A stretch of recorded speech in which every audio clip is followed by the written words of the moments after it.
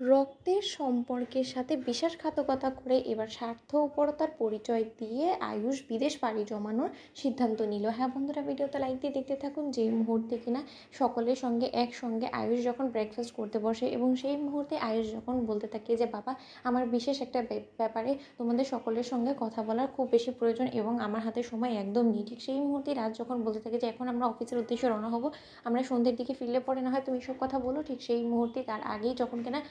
Overseas এক company থেকে আয়ুষের জন্য যখন কিনা একটা অ্যাপ্লিকেশন লেটার চলে আসে এবং সেখানটাই যখন কিনা ইন্দ্রাণী গাঙ্গুলি হস্তক্ষেপ করে বলতে থাকে যে রাজ, তোমরা সকল ব্রেকফাস্ট করো, আমি বরঞ্চ গিয়ে দেখছি। ঠিক সেই মুহূর্তেই সেই ডেলিভারি ম্যানকে যখন ইন্দ্রাণী গাঙ্গুলি বলতে থাকে যে হ্যাঁ কী দরকার, কাকে দরকার, ঠিক সেই মুহূর্তে ডেলিভারি ম্যান বলতে থাকে যে একটা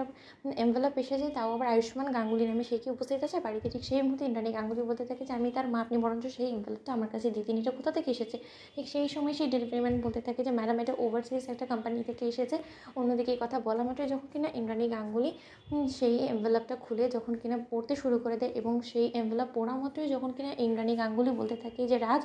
এক্ষুনি এদিকে এসো একবার। ঠিক সেই মুহূর্তে গোটা পরিবার সমাজ সকলে যখন একসঙ্গে জড়ো হয়ে যায় এবং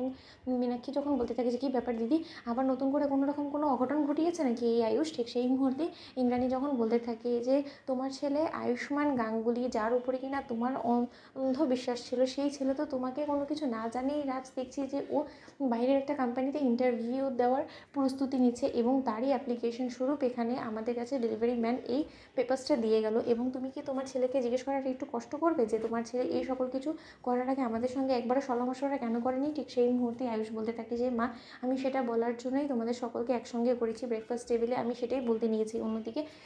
ইন্দ্রাণী গাঙ্গুলি বলতে থাকে যে সব সময় সব কিছু ও বলার আগেই কী করে হয়েছে আমি সেটাই বুঝি না, জানো তো রাজ, আমার খুব বেশি এই জিনিসটা জানার ইচ্ছা যে আয়ুষ বলবে করেও কেন সব কিছু থেকে ও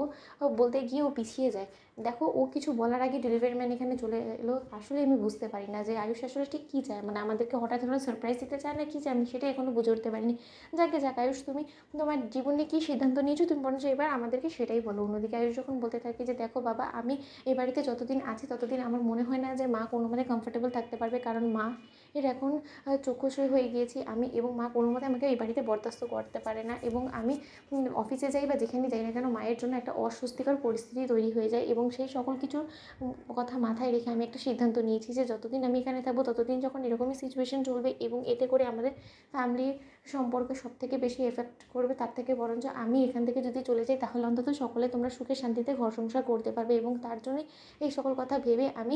অ্যাব্রডে একটা চাকরির জন্য অ্যাপ্লাই করেছি এবং সেটা যদি একবার হয়ে যায় তাহলে আমি খুব শীঘ্রই অ্যাব্রডে সেটেল হয়ে যাওয়ার পরিকল্পনা করছি। তো বন্ধুরা, লাইক, শেয়ার করে সাবস্ক্রাইব করুন।